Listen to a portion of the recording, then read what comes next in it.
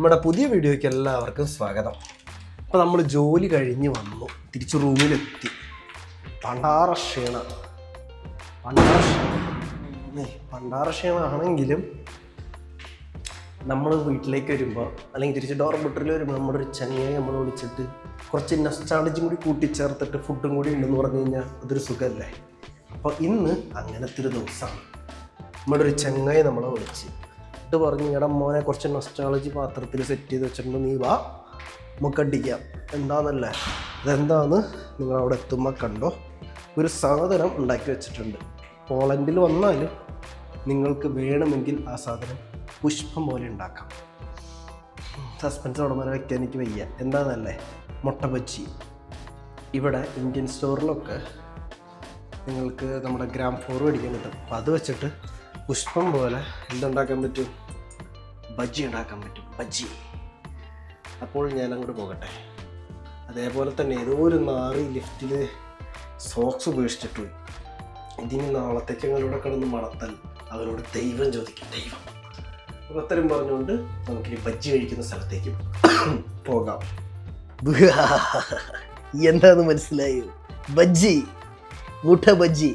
ഒരു തവണ ഞാൻ ബജ്ജി ഉണ്ടാക്കിയപ്പോൾ ബോംബ് സ്ഫോടനം വരെ ഉണ്ടാക്കുന്ന സാധനമായതുകൊണ്ട് തന്നെ ഞാൻ ആ പരിപാടി അന്ന് അവസാനിപ്പിച്ചു. പക്ഷെ ഇന്ന് സക്സസ്ഫുള്ളി നമ്മുടെ ചങ്ങായി ഉണ്ടാക്കിയിട്ടുണ്ട് മുട്ട ബജ്ജി. ചില്ലി സോസാണ്, കുഴപ്പമില്ല, അതിൻ്റെ ആവശ്യമുള്ളൂ. അടിപൊളി ചില്ലി സോസ് നാട്ടിൽ നിന്ന് വന്നപ്പോൾ കൊണ്ടുവന്നതാണ്. ഒരു മുട്ട ബജ്ജി ഇങ്ങനെ എടുക്കുക, എന്നിട്ട് ആ സോസിൽ ഇങ്ങനെ മുക്കുക. പിന്നെ നൊസ്റ്റാൾജി കയറി വരേണ്ട, അതാണ് ഞാൻ ഉദ്ദേശിക്കുന്നത്. ഇങ്ങനെ കഴിക്കുമ്പോൾ നമുക്ക് നൊസ്റ്റാൾജി ഇങ്ങനെ കയറി വരും. നിങ്ങളിങ്ങനെ നാട്ടിൽ നിന്നൊക്കെ മാറി കുറേ കാലം പുറത്ത് നിൽക്കണം, എന്നിട്ട് ഇങ്ങനെ എന്തെങ്കിലും നാട്ടിൽ കഴിക്കാൻ കിട്ടുന്ന സാധനങ്ങൾ കഴിക്കാം. അപ്പോൾ നമ്മൾ തട്ടുകടയിൽ ഇരുന്ന് കഴിക്കുന്ന ഒരു ഫീൽ കിട്ടും. സോസിന് ഇത്തിരി എരിവ് കൂടുതലാണ്. സോസ് അതുകൊണ്ട് ഇന്ന് പുറത്തിറങ്ങിയപ്പോൾ വീഡിയോ എടുക്കാൻ മറന്നുപോയി. ശീലമായി വരണല്ലേ ഉള്ളൂ.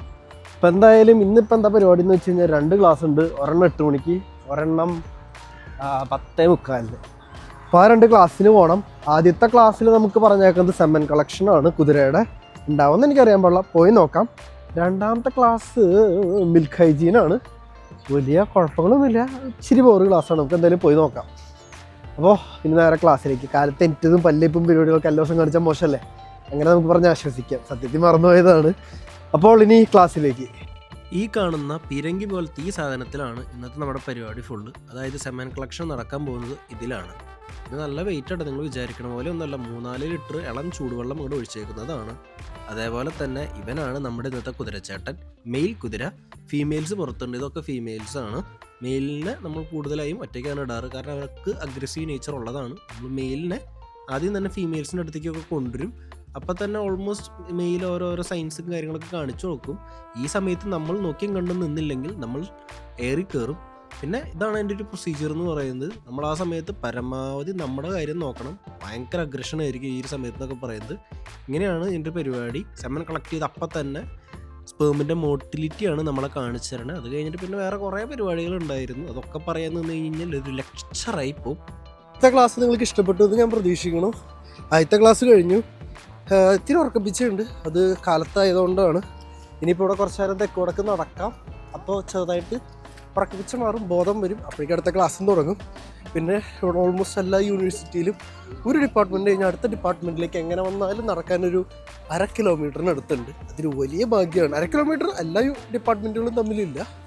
ഇപ്പോൾ എൻ്റെ കാഴ്ചപ്പാടിൽ എൻ്റെ യൂണിവേഴ്സിറ്റി എല്ലാം ഒരുമിച്ചാണ് കിടക്കണേ. അതുകൊണ്ട് വലിയ പ്രശ്നമില്ല. ചിലവന്മാരുടെ ഒക്കെ യൂണിവേഴ്സിറ്റി ഒരു സിറ്റിയിൽ നിന്ന് അടുത്ത സിറ്റിയിലേക്കൊക്കെ ആയിട്ടാണ് കിടക്കണേ. അത് ചോദിക്കുമ്പോൾ എനിക്ക് വലിയ പ്രശ്നമില്ല. ഇന്നത്തെ കാലത്തെ ക്ലാസ്സിൻ്റെ പരിപാടികൾ നിങ്ങൾക്ക് ഇഷ്ടപ്പെട്ടു എന്ന് ഞാൻ പ്രതീക്ഷിക്കുന്നു. അപ്പോൾ അടുത്ത ക്ലാസ് എത്തി ഗൈസ്. ഈ സ്ഥലം ഇവിടെ നിങ്ങൾക്ക് ഓർമ്മയുള്ള ഒരു സ്റ്റെപ്പ് ഉണ്ട്, കഴിഞ്ഞ ആഴ്ച ഞാൻ കാണിച്ചത്. ഇതൊരു പഴയ ബിൽഡിങ്ങാണ്. ഇനി അപ്പം അവിടേക്ക് പോകാം. അങ്ങനെ ക്ലാസ് തുടങ്ങി. പാലിൽ ആസിഡ് ഒഴിച്ചിട്ടുള്ള എന്തൊക്കെയോ പരിപാടികളായിരുന്നു. എനിക്കൊന്ന് വിശദീകരിച്ച് നോക്കിയാലാണ് എനിക്കും ഒരു ക്ലാരിറ്റി ആവുള്ളൂ. അത് കഴിഞ്ഞ് പിന്നെ ഞാനൊന്ന് ചുമ്മാ സെൻറ്ററിലൊക്കെ ഒന്ന് കറങ്ങിയിട്ട് വന്നു. അതാണെന്ന് പിന്നെ ബാക്കി പരിപാടിയായിട്ട് നടന്നു. ക്ലാസ് കഴിഞ്ഞു. ഇന്നത്തെ നടന്ന പരിപാടികളൊക്കെ നിങ്ങൾക്ക് ഇഷ്ടപ്പെട്ടു എന്ന് ഞാൻ ചെറിയ രീതിയിലൊക്കെ പ്രതീക്ഷിക്കുന്നു. കുഴപ്പമില്ലായിരുന്നു. ഞാൻ ആദ്യമായിട്ടാണ് കാണണം ഇങ്ങനത്തെ പരിപാടികളൊക്കെ. അപ്പോൾ ക്ലാസ് കഴിഞ്ഞ് ഇറങ്ങി. 2 ക്ലാസ് ഉണ്ടായി, സന്തോഷം. ഇനിയിപ്പോൾ വീക്കെൻഡൊക്കെ കഴിഞ്ഞല്ലോ, അടുത്ത ആഴ്ച തുടങ്ങി. സാധനങ്ങൾ മേടിക്കണം, അല്ലെങ്കിൽ ശരിയാവില്ല, പട്ടിണി കിടക്കേണ്ടി വരും. അപ്പോൾ ചെറിയ രീതിയിൽ സാധനങ്ങൾ മേടിക്കേണ്ടി വരും. സാധനങ്ങൾ മേടിക്കാൻ വേണ്ടി ഞാൻ സ്ഥിരം വരുന്ന സ്ഥലം എന്ന് പറയുന്നത് ബിദ്രോങ്കയാണ്. പൊതുവെ ബിദ്രോങ്കിൽ കയറുന്നതിന് മുന്നേ ഇവിടെ ഒരു നോട്ടീസ് ബോർഡ് ഉണ്ടാവും. അതിനകത്ത് ഓഫർ കാര്യങ്ങളൊക്കെ എഴുതിയിട്ടുണ്ടാവും. എനിക്ക് ഗുണമുള്ള ഓഫറോ കാര്യങ്ങളോ ഒന്നുമില്ല. അപ്പോൾ എന്ത് ചെയ്യണം? കയറാം, തപ്പ എന്തെങ്കിലുമൊക്കെ കാണുമായിരിക്കും. കയറുമ്പോൾ തന്നെയാണ് പൊതുവെ ഓഫറും കാര്യങ്ങളൊക്കെ ഉണ്ടാവുക. എന്നിട്ട് വലിയ കാര്യമായിട്ടൊന്നുമില്ല. എന്തെങ്കിലും മേടിക്കാൻ പറ്റുമോ നോക്കട്ടെ. അങ്ങനെയാണെങ്കിൽ മേടിച്ച് കഴിഞ്ഞിട്ട് ഇതൊരു നല്ല ഓഫറാണ്. സവോള 1.99. കാരണം എപ്പോഴും 4.49 അവറാണ് ശീലം എപ്പോഴും. ഇതിപ്പോൾ 1.99 വന്നിട്ടുണ്ട്. തെറ്റില്ലാത്ത സവോളയാണ്. നമുക്കൊരു 2-3 കിലോ എടുക്കാം. അതേപോലെ ഒരു കോളിഫ്ലവർ വേണം, ഞാൻ ഉണ്ടാക്കേണ്ടതില്ലേ.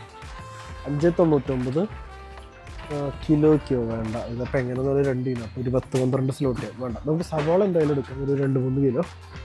തക്കാളി 14 സ്ലോട്ടിൽ കൂടുതലാണ്, 5 സ്ലോട്ടിൽ കൂടുതലാണ്.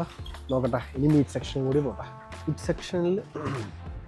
മീറ്റ് സെക്ഷനിൽ വന്നപ്പോഴാണെങ്കിൽ ആവശ്യത്തിന് ഓഫർ കാര്യങ്ങളൊക്കെ ഉണ്ട്. ഉണ്ടല്ലോ, ഇത് ചിക്കൻ്റെ സെക്ഷൻ, ഇത് മിക്സ്ഡ് മീറ്റ്, അങ്ങനെ കിടപ്പുണ്ട്. ഞാൻ നോക്കുമ്പോൾ ഈ സെറ്റപ്പ് നമ്മുടെ കോഴിയുടെ കാലിന് മാത്രമാണെങ്കിൽ 6.49.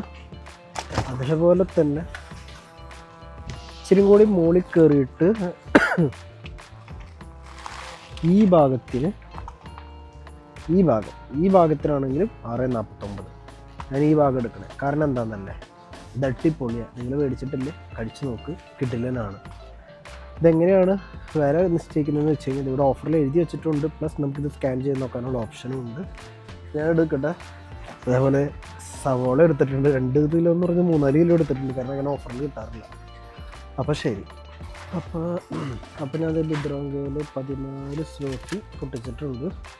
സാധനങ്ങളൊക്കെ ബാഗിലേക്ക് പാക്ക് ചെയ്തു കയറ്റി. ഇനിയിപ്പോൾ എന്താ പരിപാടി എന്ന് വെച്ചാൽ തിരിച്ച് വീട്ടിലേക്ക് പോകണം. ആകെ മേടിച്ചത് 1.5 കിലോ ചിക്കനും അറൗണ്ട് 3 കിലോയ്ക്ക് എടുത്ത സവോള. അപ്പോൾ പലർക്കും മനസ്സിൽ വരാൻ സാധ്യതയുള്ള കാര്യമാണ്, എന്തിന് ഇത്രയും ചിക്കനും വേണമെങ്കിൽ വിചാരിച്ചു 1.5 കിലോ മേടിക്കേണ്ട ആവശ്യമില്ലല്ലോ. ഓഫർ നോക്കി മേടിച്ചതാണ്. ഓഫർ നോക്കിയ സ്റ്റുഡൻറ്റിന് ഇവിടെ പിടിച്ചു വെക്കാൻ പറ്റുള്ളൂ, അല്ലെങ്കിൽ മുങ്ങിപ്പോവും. കാരണം ചില സാധനങ്ങളുടെ വില അപാരമാണ്. അപ്പോൾ നമ്മൾ ഓഫർ നോക്കി പ്ലാൻ ചെയ്ത് വീക്ക് ഓടിക്കുക, അല്ലെങ്കിൽ ശരിയാവില്ല. ഇപ്പോൾ ഞാനിപ്പോൾ ബിദ്രോങ്കയിൽ മേടിച്ച ചിക്കൻ ഇതേ സാധനം ഞാൻ വേറെ കടയിൽ പോയി മേടിക്കുമ്പോൾ 10 സ്ലോട്ടിൽ പ്ലസ് ആവും. അതിലും ഭേദം ഞാൻ ബിദ്രോങ്കയിൽ നിന്ന് മേടിക്കുന്നതല്ലേ. ബിദ്രോങ്ക ഇപ്പോൾ കിടലിനാണെന്നൊന്നും ഞാൻ പറയില്ല. എന്നെപ്പോലെ പാർട്ട് ടൈം ജോലി എടുത്ത് നടക്കുന്ന പിള്ളേർക്ക് ഓടിക്കണമെങ്കിൽ, മാസം തെറ്റില്ലാത്ത രീതിയിൽ മുട്ടലുകളില്ലാതെ ഓടിക്കണമെങ്കിൽ ബിദ്രോങ്കയ്ക്ക് എന്തെങ്കിലും പിടിച്ചേക്കാൻ പറ്റുള്ളൂ. അപ്പോൾ ശരി, ഈ വ്ളോഗിൽ ഇനി വേറെ പ്രത്യേകിച്ച് എന്തെങ്കിലും കാണിക്കാമെന്ന് വെച്ച് കഴിഞ്ഞാൽ റൂമിൽ പോട്ടെ, എന്നിട്ട് പറയാം. വേറെ കറിയൊന്നും ഞാൻ ഉണ്ടാക്കാൻ തന്നില്ല. നമ്മൾ കഴിഞ്ഞ ദിവസം ഉണ്ടാക്കിയ പോർക്കില്ലേ, അതിൻ്റെ അവസാനത്തെ അവസ്ഥയാണ് ഇത്. നല്ല ഡ്രൈ ആയിട്ട് അങ്ങോട്ട് കിട്ടും. എന്നിട്ട് അതിൻ്റെ കൂടെ ടോർട്ടിലും കൂടി എടുത്തു. ഇതാണ് നമ്മളിന്ന് കഴിക്കാൻ പോണേ. അരി നമുക്ക് മേടിക്കണം, അരി കഴിഞ്ഞിരിക്കുകയാണ്, അതാണ് പ്രശ്നം. ഇനി ആകെ 1 ഗ്ലാസ്സും കൂടി ഉള്ളൂ. നാളെ എടുത്താൽ അല്ലെങ്കിൽ ഇന്ന് വൈകുന്നേരത്തേക്ക് ഓടിച്ചാൽ പരിപാടി തരും. അപ്പോൾ അരി മേടിക്കാൻ പോകണം, അതാണ് ഇനി അടുത്ത ടാസ്ക്. അപ്പോൾ നാളെ പോകും. എനിക്കിനി പുറത്തു പോകുമ്പോൾ ഇന്ന് ആകെ മൂടിയ കാലാവസ്ഥ, വിത്ത് തണുപ്പ്, വിത്ത് കാറ്റ്. എനിക്ക് ഇഷ്ടമല്ല കാലാവസ്ഥ, അതുകൊണ്ടൊന്നും പുറത്ത് പോകണില്ല. ഇന്ന് നമുക്ക് പോർക്കും ടോർട്ടിലും പറ്റിയ വൈകുന്നേരം ചോറും ചിക്കൻ അല്ലെങ്കിൽ ചോറും ബീൻസ് ഏതെങ്കിലും ഒന്ന് സെറ്റ് ചെയ്യാം. അപ്പോൾ ഇന്നത്തെ ദിവസം കുഴപ്പമില്ല. ഇപ്പോൾ പോർക്കും അടിപൊളി. ഈ കറി ഉണ്ടാക്കി കഴിഞ്ഞ് കഴിഞ്ഞാൽ എനിക്ക് മാത്രമാണെന്ന് അറിയില്ല, പഴകും തോറും ടേസ്റ്റ് കൂടും. ഓവറായിട്ടുള്ള ഒരു ഇപ്പോൾ വൈകുന്നേരം കറി ഉണ്ടെങ്കിൽ പിറ്റേ ദിവസത്തേക്ക് ടേസ്റ്റ് കൂടുമെന്ന് പറയില്ല. അതേ സെറ്റപ്പാണ് 1-2 ദിവസം കഴിയുമ്പോൾ. 3-ാം ദിവസം ആയപ്പോഴാണ് ഈ പോർക്കിന് അടിപൊളി ടേസ്റ്റ്, നല്ല അടിപൊളി ടേസ്റ്റ്. പിന്നെ ഞാൻ ഓരോ തവണ ചൂടാക്കുമ്പോൾ ഇത്തിരീശ് കുരുമുളക് കൂടി ചേർക്കും. അപ്പോൾ ഒരു ടേസ്റ്റ് വേറെ ലെവലല്ല.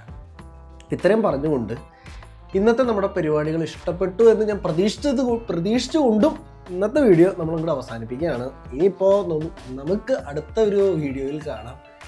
നാളെ അരി മേടിക്കാൻ പോകണം. ഇന്ത്യൻ സ്റ്റോർ ഞാൻ പോളണ്ടിൽ എങ്ങനെയാണെന്ന് നാളെ കാണിച്ചു തരാം. കാരണം അരി മേടിച്ചില്ലെങ്കിൽ എൻ്റെ അന്നം പൂട്ടും.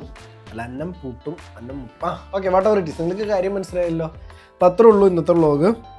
ഞാനിത് കഴിച്ചു തീർക്കട്ടെ, അതൊന്നും ചെരിയട്ടെ. കാരണം ശനി ഞായർ ജോലിക്ക് പോയി ക്ഷീണം മുഴുവൻ ഞാൻ തീർക്കുന്നത് തിങ്കൾ ചൊവ്വ ബുധനാണ്. അത്ര ക്ഷീണം ഉണ്ടാവും. അപ്പം ശരി, അല്ല തിങ്കളാഴ്ച മാത്രമേ ഉണ്ടാവുള്ളൂ.